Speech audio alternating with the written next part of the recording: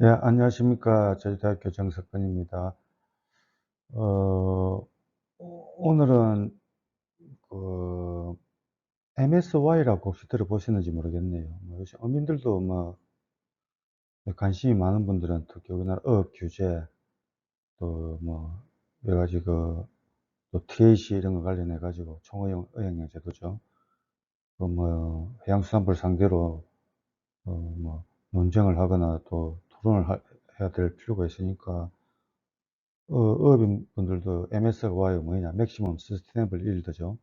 우리말로 하면 최대 지속적 생산량이라고 하는데, 예, 여기에 대해서 여러 가지 이야기들이 나오고 해서 제가 MSY라는 게 뭔지, 그러니까 맥시멈 서스테이너블 일드, 또 최대 지속적 생산량이 뭔지 조금 이런 걸 어업인들 비록 공부를 해야만 되는가, 어찌 됐길래, 예? 그래서 제가 MSY라는 게 뭔지, 영어로 MSY 하니까 이게 무슨 대단한 것처럼 음? 이야기를 하고, 또 우리들은 또 낯선 용어니까 또 수학식이잖아요. 수식이 들어가고 이러니까 어렵다. 그래서 어민들이 우리 반박을 못하고, 또 해양수산부나 또 국립수사관 과학원 연구자 따르는 요거 대단한 긴 줄 알고 무슨 어? 이걸 가지고 무슨 대단한 거나 되느냐. 그래서 MSY로 도출하는 길가다 이래 가지고, 그래서 TAC, 총의형 응용자들 받아들여야 된다. 이런 걸 설득하는 데 쓰기도 하는데요. 제가 MSY라는 게 뭔지 일단 알기 쉽게 제가 한번 또 옛날 또 강의 자료가 있으니까 그걸로 한번 설명드리는데 시간이 좀 많이 걸 수도 있겠네요. 제가 일단 설명을 드리도록 하겠습니다. 다음 페이지로 넘어가려면 어찌 하면 되지? 뭐라면 되나? 예, 지속적 최대 생성량, 영어로는 이제 maximum sustainable yield, 최대 지속적 생산량, 이렇게 하는데요. 어, 수사제 MSY로 가는 것은, 여기 나온 게 1940년대에 나왔습니다. 셰프라는 사람이 모임인데, 지금 80년이 됐네. 80년 가까이 됐네. 이게 대단한 것 같지만 가장 원시적인 겁니다. 가장 원시적인 거. 제가, 응? 이거는 제3세계 국가, 아무리 과학 인프라가 안 갖추는 그런 못 사는 나라들도, 우리나라도 1950년대 때 못 사는 나라잖아요. 후진국에서도 쓸 수 있도록 가장 초보적이고 간단한 그런 모형입니다. 그런데 지금 우리나라는 이미 지금 선진국에 들어섰잖아요. 선진국에 들어섰는데 여기 MSY를 써야 되는가? 이렇게 쉽게 말하면 지금 스마트폰 슈퍼컴 시대에 옛날 주판을 아직 계산하자 이 말이에요. 이게 지금 MSY입니다. 제가 봤을 때는. 이걸 쓰기 쉽기 때문에 쓴다는데 그만큼 여기 문제점이 많다 이 말이죠. 그래서 제3세계 국가에서 이걸 진짜 못 살고 과학적 자료가 없어가지고 조사 자료가 없어가지고 이런 걸 제가 쓰는 건 이해가지만 지금 우리나라 해양수산 분야 R&D 예산, 연구개발 예산이 그래도 수천억이 되는 나라인데 아니 지금 요 맥시멈 서스테이너블 MSY 이걸 아직 써야 되냐 이 말이죠. 예? 이거 그만둬야 됩니다. MSY 더 이상 우리가 써서는 안 됩니다. 제가 봤을 때는 다른 나라에서 쓰든 말든 그건 그 나라 사정이고 우리나라에서 이런 원시적이고 초보적이고 이런 자료를 제가 써서는 안 되는 건 제가 왜 그런지 한번 설명을 드리겠습니다. 다음 슬라이드 넘어가면 좀 되지? 아닌가? 다음 슬라이드 넘어가죠. 그래, 토마스 헉슬리라는 사람이 이제, 참, 우리, 수산학에 미친 영향이 크죠. 이게 19세기 기족이었죠. 토마스 헉슬리 경이라고 하는데, 토마스 헉슬리가 기족인데, 왜냐면 다윈, 종의기원, 또, 자연 선택 이론을 주장한, 처음 작성한, 찰스 다윈을 옹호한 사람으로 유명합니다. 이분은 이제 어업 자원은 무한하기 때문에, 어업은, 우리 수산 자원이 무한하기 때문에, 남의 같은 걱정 안 해도 된다. 이런 주장을 한 분이죠. 예. 근데 이게 반해서 또 비슷한 때에 또 이제 또 같은 기족이네요. 레이 랭캐스터란 분인데 아, 그게 아니다. 자연에서 생성할 수 있는 어업 자원은 무한하지 않기 때문에 남해에 일어날 수 있다. 뭐 이런 주장을 한 분입니다. 이런 인물들이 있고. 그다음에 존 홀트란 분이죠. 이분은 이제 북해 덴마크 분인데 노르웨이에 뭐 사이언티스트 덴마크 살충했는데 수산학의 아버지라고 하죠. 수산학의 아버지. 예. 그런데 이제 수산학 하는데 해양 환경과 수산학나 그 어업 자원과의 관계, 그 초기 생활에서 연구라고 하던데 거기에 대해서 이제 많은 초기 선도중이 연구를 한 분이고요. 특히 타글 연극군이라는 거, 청어를 이용해 타글 연극군의 개념, 초기 생활사, 결정적 시가설 이런 걸 이제 내는 분이고, 그부터 한 건 ICS를 해가지고 유럽을 대표하는 유럽을 이제 그 북해뿐만 아니라 요즘 옆에 뭐 발트해까지 다 포함이 되는데 지중해. 유럽에 이제 그 유럽은 워낙 여러 나라들이 북해를 이용한 나라만 뭐 20개 가까이 되니까 나라끼리 분쟁이 많으니까 그런 걸 조정하고, 그것보다는 이제 왜 그 물고기들이 잡혔다 안 잡혔다. 그래가지고 정어리 이익이라고 하죠. 프랑스 이런 데서. 그런 걸 해결해서 19세기 초에, 20세기 초죠. 20세기 초에 ICS란, 영어로는 뭐, International Council for the,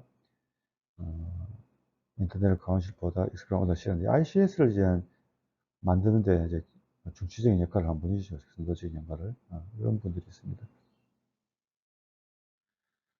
그러면 이제 우리가 MSY라는 걸 이제 잉여 생산 모형에서 나온 거라고 하는데, 셰프란 분이 만들었죠. 뭐 나중에 설명을 드리겠지만은, 그 모형은 일단 우리가 고전적인 그 개체 역학 모형과 어업식을 이제 결합을 한 게 이제 잉여 생산 모형입니다. 그래서 우리가 이제 간단한 이제 개체 역학이라고 하는데, 인구가 어떻게 증가하냐? 뭐 사람도 마찬가지고, 또 우리가 이제 이번에 사르스가 요저 뭐야, 코로나 때문에 뭐 말이 많잖아요. 코로나 때문에 참 3년 동안 고생했는데, 거기서 쓰는 식들이 보면은 뭐 또 물고기가 증가하는 식도 마찬가지고, 요 개체 역학식을 다룹니다.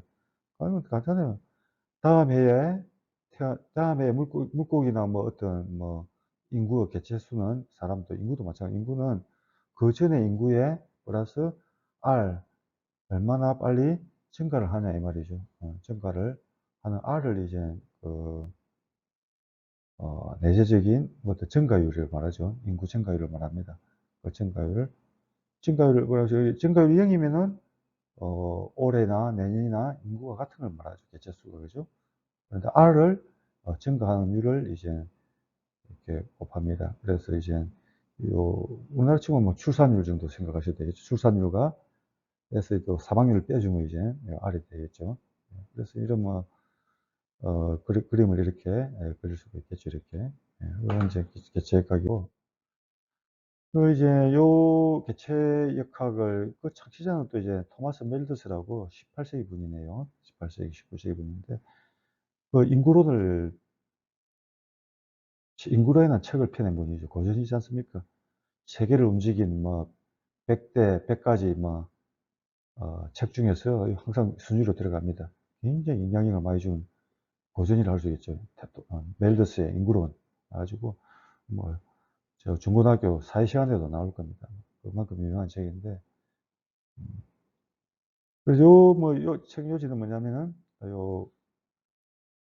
인구론 요지는, 농업 생산량, 이거 할 수 있는, 우리 사람들이 먹고 살아야 되잖아요. 살려면은. 농업 생산의 그 기술 발전, 이런 거는 직선으로 증가하는데, 인구는 기하급수적으로 증가한다. 그래서 그 기하급수적으로 증가하는 걸, 그 인구가 곧 우리가 그 농업 생산량의 증가 속도과 농업 생산량을 축소하기 때문에 앞으로 그런 큰 재앙이 올 수 있다. 뭐 이런 게 이제 뭐 인구론의 요지라고 말할 수 있는데요. 예. 예. 하여튼 인구론은 이제 다윈한테도 큰 영향을 줬죠. 그래서 이제 그 자연 선택이라는 그런 이론이 나오게 되고요. 예, 그렇습니다.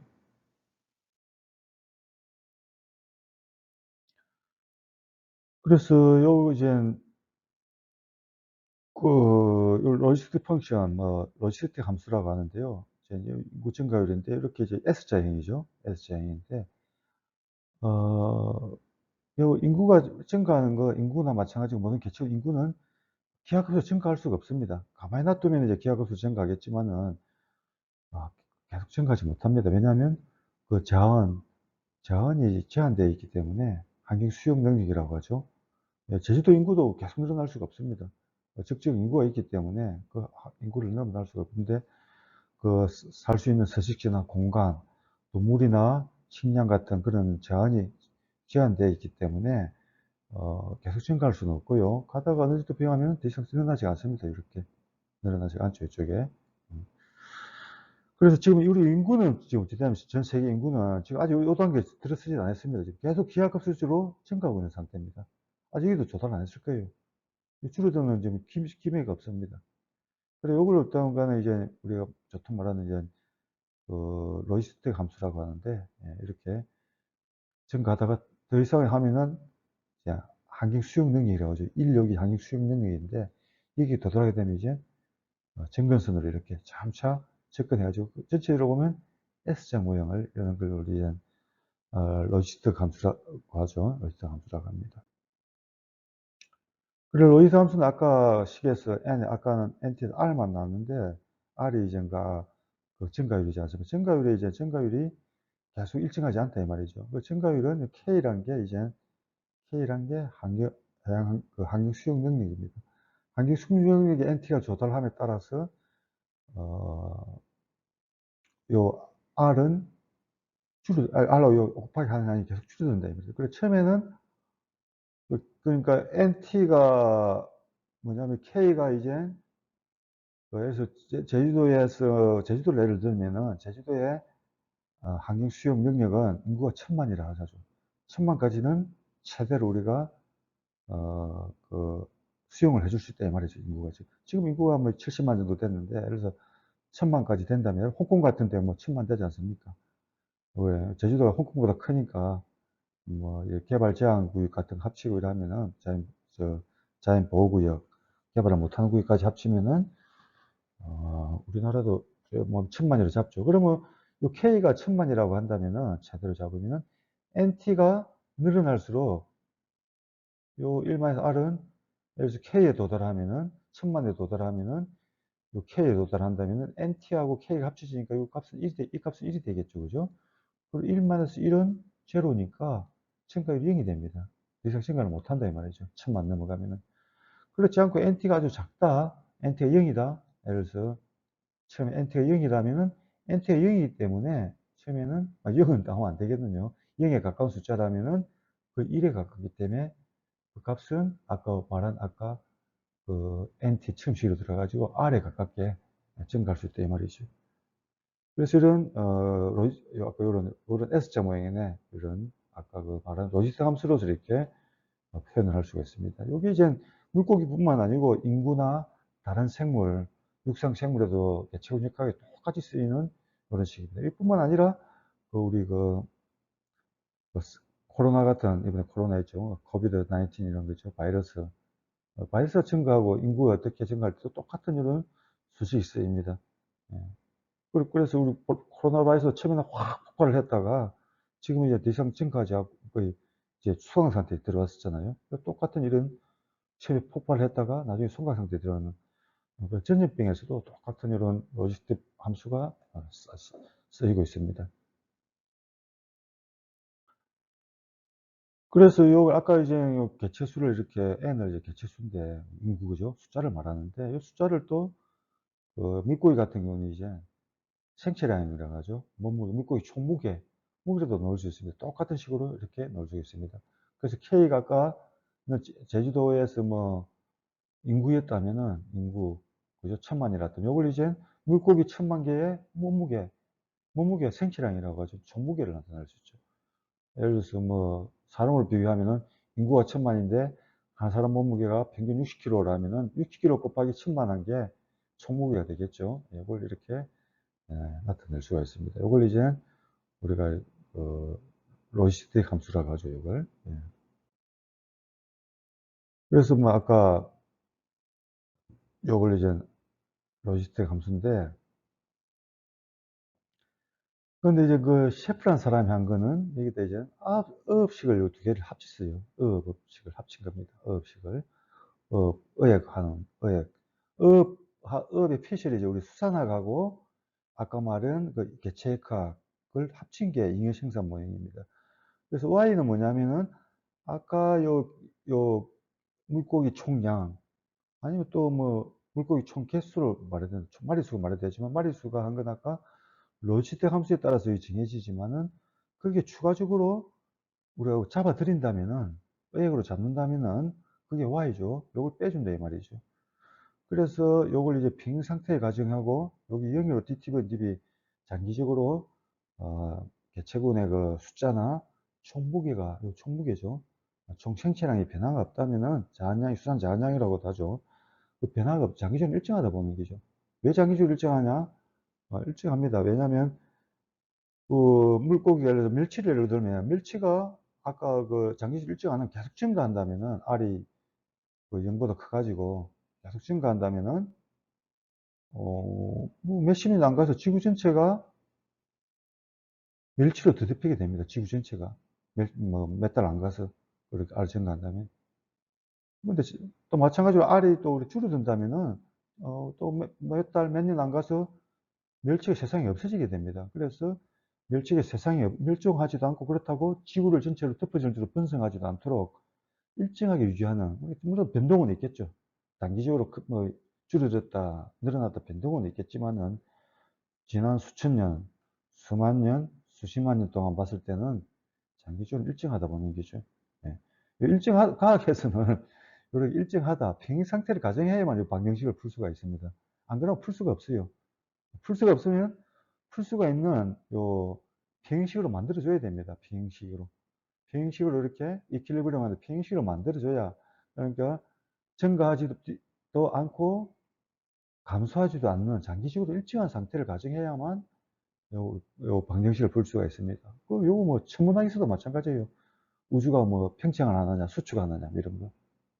또 뭐 아까 병원 있죠. 아까 코로나 바이러스가 어떻게 되느냐. 장기적으로 나중에는 일정하게 되는 게, 처음에 폭발을 했다가 나중에 일정하게 됩니다. 수황 상태를 보이는 그런 걸 가정을 해야만 풀 수가 있습니다. 그래서 아까 y 요걸 이제 이퀄리브리엄에서 TV가 0이 되기 때문에 DTV, DB의 요걸 장기적으로는 변동이 없다 이걸 보기 때문에, 이러면 이제 Y 업 생산량은 R의 B의 1마이 B 이렇게 식을 바꿔줄 수가 있습니다. 요걸 이제 셰프의 이제 영역 생산망으로 들어가는 거죠.